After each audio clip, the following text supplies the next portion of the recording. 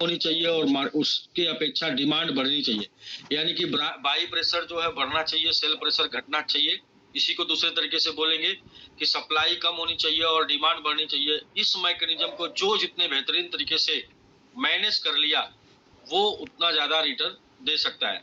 इस मैकेनिज्म को मैनेज करने के लिए कई ऑप्शन अपनाए जाते हैं, कई ऑप्शन चूज किए जाते हैं, जिसमें पहला ऑप्शन कंपनियां आती हैं, मार्केटिंग करती हैं, और वो होता है स्टार्ट पॉइंट। स्टार्ट पॉइंट होता है मार्केटिंग करने का, क्योंकि उस समय मार्केट में उसके टोकन्स नहीं होते हैं, उनकी सप्लाई नहीं होती है, इसलिए जब वो मार्केटिंग करते हैं तो जो भी लोग उनको जानते हैं वो बाई करते हैं, और बाई करके वो रेट उसका बहुत तेजी से बढ़ता चला जाता है।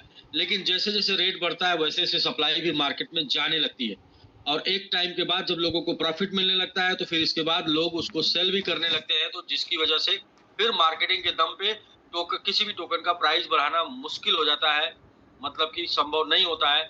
फिर वहां पर अपनाया जाता है कुछ वर्क, जैसे में सेकंड आता है स्टेकिंग। सेकंड आता है स्टेकिंग। स्टेकिंग जिन जिन एक्सचेंजों के ऊपर टोकन लिस्ट होता है, उन एक्सचेंजों के ऊपर आप जाकर देखेंगे तो उस टोकन की स्टेकिंग का वहां कॉन्सेप्ट चल रहा होता है, जहां पर आपको 2, 3, 4, 5, 7, 8, 10, 12, 15% तक ईयरली डीपीआर मिलता है यदि आपने टोकन लेके स्टेक कर लिया तो। बट स्टेकिंग कॉन्सेप्ट जो है वो ज्यादा पावरफुल नहीं होता है। उसके पीछे रीजन ये है कि वहां पर कंपनियां ऑफर देती हैं स्टेक करने के लिए, आपकी मर्जी होगी तो आप स्टेक करेंगे, मर्जी नहीं होगी तो नहीं करेंगे। दूसरा चीज, एक्सचेंज के ऊपर जो स्टेक होता है वो एनी टाइम विड्रॉ किया जा सकता है, जिसकी वजह से अभी हमने स्टेक कर लिया, बाद में हमने विड्रॉ करके सेल कर दिया, तो वहां पे वो ज्यादा इफेक्टिव नहीं होता है। बहुत ही टेम्पोररी, कुछ दिन के लिए, 1-2 दिन, 3 दिन के लिए इफेक्ट होता है जब वो ऑफर आता है, तो उसके बाद उसका इफेक्ट खत्म हो जाता है।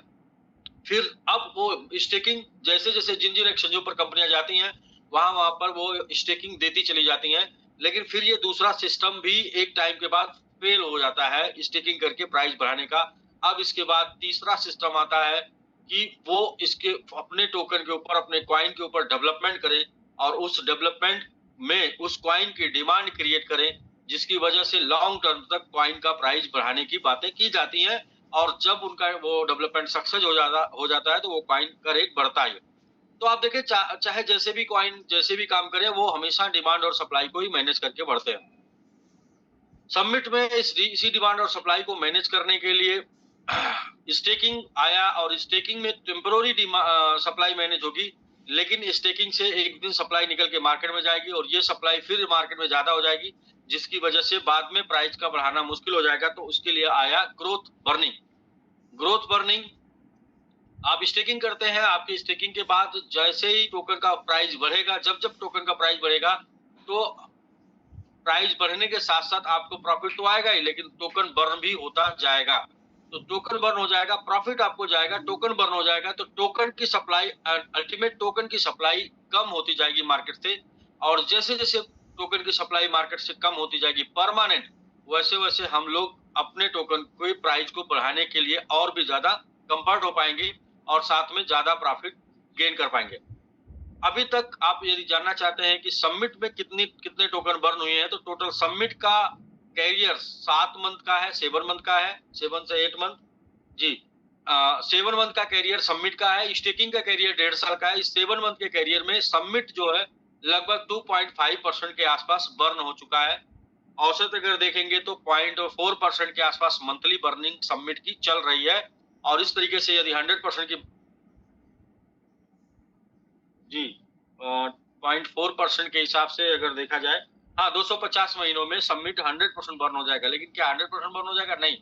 हम देखेंगे तो लगभग 200 महीनों में सबमिट 90% के आसपास बर्न हो चुका होगा, इस हिसाब से 200 महीनों में। लेकिन जैसे जैसे हम बढ़ते जाएंगे आगे, रेट बढ़ेगा और भी बर्निंग बढ़ेगी। हो सकता है कम मंथ लगे, 100 मंथ लगे, 150 मंथ लगे, 100 मंथ लगे, 150 मंथ लगे, लेकिन ओवरऑल 200 मंथ में लगभग 90% सबमिट बर्न हो जाएगा, और मार्केट में टोटल 10% सबमिट होगा। और उन्हीं 10% सबमिट में लोगों की स्टेकिंग भी चल रही होगी, लोगों का डीपीआर भी चल रहा होगा, और उसी में मार्केट में भी होगा, उसी में डेवलपमेंट भी चल रहा होगा, उसी में मार्केटिंग भी चल रही होगी, सब कुछ 10% में हो रहा होगा। तो अल्टीमेट हम लोग एक ऐसे प्रोसेस में काम कर रहे हैं जो 100% सक्सेस प्रोसेस है। टेम्पोररी सप्लाई कम करना मार्केट से स्टेकिंग करा के, और परमानेंट सप्लाई कम करना मार्केट से बर्न करा के। तो ये काम करेगा ही करेगा। अब इसमें एक सबसे बेहतरीन रोल प्ले कर रहा है इस टाइम में कार अचीवमेंट।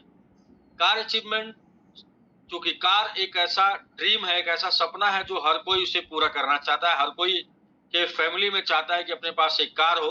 और कार इसलिए लोग चाहते हैं कि लोग चाहते हैं कि ठंडी हवा चले और गर्म हवा चले तो अपनी मर्जी से। इसके अलावा कार सक्सेस का सिंबल भी होता है, और इसके अलावा कार जिनके पास होती है वो थोड़ा सा मतलब सक्सेस का सिंबल है, मतलब उनकी लाइफ अच्छी है, ऐसा समाज में ऐसा माना जाता है कि ये कार से चल रहे हैं, तो यानी कि ये अच्छे खासे इनकम वाले और ऐसा कुछ करके। तो ये कार जो ये टारगेट कंप्लीट कर रही है समिट की सप्लाई कम करने में, उसके लिए बनाए जा रहे रनर। तो रनर बनने के लिए आप जो है अलग अलग एड्रेस पे, मल्टी एड्रेस पे 7000 की स्टिकिंग करके रनर बन सकते हैं। सिंगल एक एड्रेस के ऊपर 6000 की स्टिकिंग करके रनर बन सकते हैं।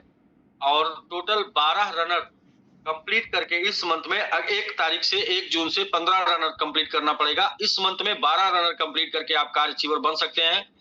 और